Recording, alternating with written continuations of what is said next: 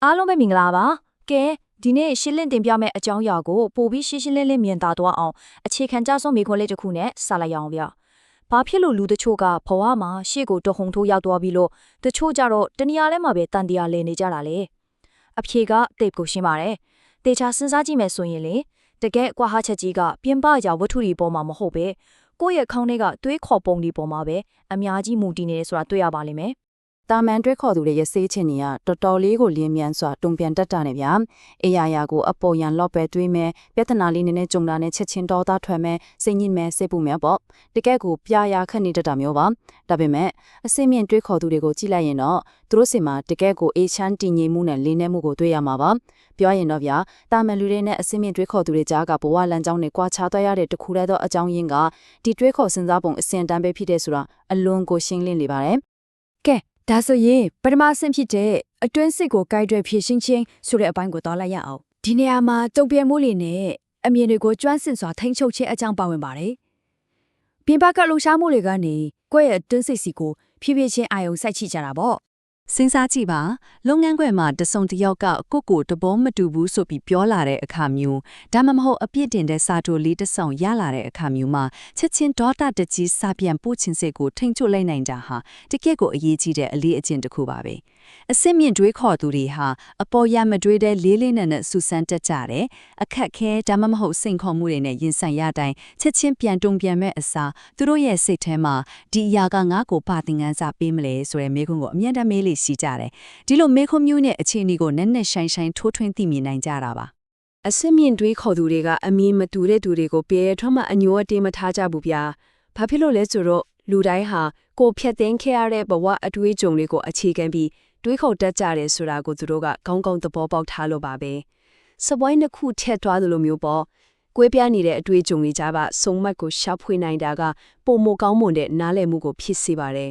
်တခါတလေကိုနဲ့လုံးဝဆန့်ကျင်ဘက်ဖြစ်နေတဲ့နားမလည်နိုင်တဲ့အမြင်တွေကတော့ကိုယ့်ရဲ့စိတ်ကိုပိုပြီးပွင့်လင်းလာစေဖို့ကူညီပေးတတ်ပါသေးတယ်သူများရဲ့ရှုထောင့်တွေကိုနားလည်လက်ခံနိုင်စွမ်းရှိတာဟာနောက်ဆုံးမှာတော့တကယ်ကို net shine တဲ့စိတ်အေးချမ်းမှုကိုဖန်တီးပေးသွားတာပါပဲ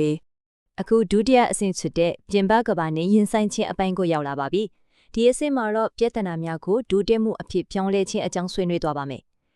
မြင်မာတဲ့အတွေ့အခေါ်ရှိသူတွေဟာပြင်ပကစိန်ခေါ်မှုတွေမဆုံးနိုင်တဲ့အခက်အခဲတွေကိုဘလို့များတက်တက်ကြွကြွရင်ဆိုင်ဖြေရှင်းကြတယ်လဲဆိုတာဆက်ကြည့်အောင်သူတို့တော့အဖြစ်ဆိုတာမရှိပါဘူးသင်ခန်းစာပဲရှိပါတယ်ဒါဟာတကယ့်ကိုအဓိကကျတဲ့ခံယူချက်တစ်ခုဖြစ်ပါတယ်အစင်းမြင့်တွေးခေါ်သူတွေကပြဿနာတစ်ခုကိုမြင်တာနဲ့ဒါဟာအပြစ်တစ်ခုဒါမှမဟုတ်ကြရှုံးမှုကြီးတစ်ခုလို့လုံးဝမမြင်ကြပါဘူးဒါဟာအောင်မြင်မှုစီကိုတွားမယ်လမ်းစာတစ်ခုတော့မဟုတ်နောက်တစ်ချိန်မှာပိုကောင်းအောင်လှုပ်ဆောင်နိုင်မယ့်အခွင့်အရေးသင်ခန်းစာတစ်ခုအဖြစ်သာရှုမြင်ကြပါတယ်ပြဿနာတွေကိုဒီလိုပုံစံနဲ့တွေးခေါ်စဉ်းစားတာကစိတ်ဓာတ်ကိုအလွန်ခိုင်မာစေပြီးတကယ်ကြံ့ခိုင်မှုကိုတိဆောက်ပေးတာပါတွေးခေါ်မှုအစင်းမြင့်တဲ့သူတွေဟာအသားအစီတစ်ခုခုဒါမှမဟုတ်ကိုမတိသေးတဲ့အရာတစ်ခုနဲ့ကြုံလာရပြီဆိုရင်အမြဲတမ်းမေးခွန်းထုတ်လေးရှိတယ်ချက်ချင်းအရှုံးပေးလိုက်မယ့်အစားဒါဘာကြောင့်ဖြစ်ရတာလဲဒါကိုဖြေရှင်းမှုတခြားနည်းလမ်းတွေရောရှိနိုင်မလားဆိုပြီးစူးစမ်းတတ်ကြပါတယ်ဒီလိုမင်းမြန်းတတာဟာသင်ယူလို့စိတ်ရှိတာကိုပြသတာပဲလေသင်ယူလို့စိတ်ရှိသူတိုင်းကအမြဲတမ်းတိုးတက်နေမှသိချပါတယ်တခါတည်းမှာရိုးရှင်းတဲ့မေခွန်းလေးတစ်ခုကနေတဆင့်ကြီးမားတဲ့သင်ယူမှုတွေရရှိပြီးလုံးဝအသစ်ဖြစ်နေတဲ့ဘဝလမ်းတကြီးတစ်ခုခုကိုတောင်ဖွင့်လှစ်ပေးနိုင်စွမ်းရှိပါတယ်ဗျာ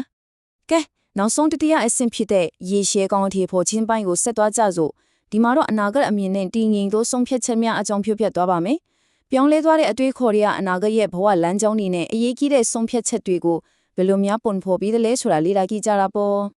အစီမြင့်တွေးခေါ်သူတွေစီမှာတကယ်ကိုထင်ရှားတဲ့အနာဂတ်အမြင်တွေရှိကြတယ်ဗျာဒီနေ့လှုပ်ဆောင်လိုက်တဲ့အရာတစ်ခုဟာမြေကြီးတွေကိုမျိုးစေ့ချလိုက်တယ်လို့ပါပဲဒီနေ့တရက်ဆိုတဲ့အချင်းဟာမနှက်ဖြန်ဒီမှာပုံမိုတိုးတက်လာဖို့အတွက်အရန်ကိုအဖို့တောင်နဲ့အခွင့်အရေးတစ်ခုထိနေတာကိုအခုချလိုက်တဲ့မျိုးစေ့လေးကနောက်တစ်နေ့ကြာမှအမိတွယ်လာပြီးအကျိုးကျေးဇူးတွေစတင်ခံစားလာရပါမယ်ပြီးတော့နောက်3နှစ်ကြာမှတော့လှပတဲ့ဘန်းတပွင့်လိုဖူးပွင့်လာပြီးရေရှည်ရက်လက်ကောင်းတွေကိုယူဆောင်လာပေးမှဖြစ်ပါတယ်ဒါကြောင့်မလို့လက်ရှိပိစုပတ်အချင်းကိုအလွန်တန်ဖိုးထားကြတာပေါ့ဒီနေရာမှာအလွန်ကိုအလေးထားရမယ့်တိပိချက်တစ်ခုရှိပါတယ်အဲ့ဒါကတော့ကိုယ့်ရဲ့စိတ်ခံစားမှုတွေပြင်းထန်နေတဲ့အချိန်စိတ်လှုပ်ရှားပြီးတုန်လှုပ်နေတဲ့အချိန်นี่ဆိုတာအရေးကြီးတဲ့ရွေးချယ်မှုတွေဆုံးဖြတ်ချက်တွေချဖို့အတွက်လုံးမကိုအစင်မပြေတဲ့အမှားယွင်းဆုံးအချိန်ခါဖြစ်တယ်ဆိုတာပါပဲဒီလိုအချိန်မျိုးမှာဆုံးဖြတ်ချက်ချမြင်စန့်ကျင်ဘက်ရလက်တွေပဲဖြစ်လာတတ်တာကိုတတိပြုရပါမယ် အစင်းမြင့်တွေးခေါ်သူတွေကအရာရာကိုအေးဆေးဆေးနဲ့တည်ငြိမ်စွာပဲဆုံးဖြတ်တတ်ကြပါတယ်။ပတ်ဝန်းကျင်မှာရိုက်ခတ်နေတဲ့စိတ်ခံစားမှုလှိုင်းတံပိုးတွေငြိမ်ကျသွားတဲ့အထိစောင့်ဆိုင်ပြီးတော့မှ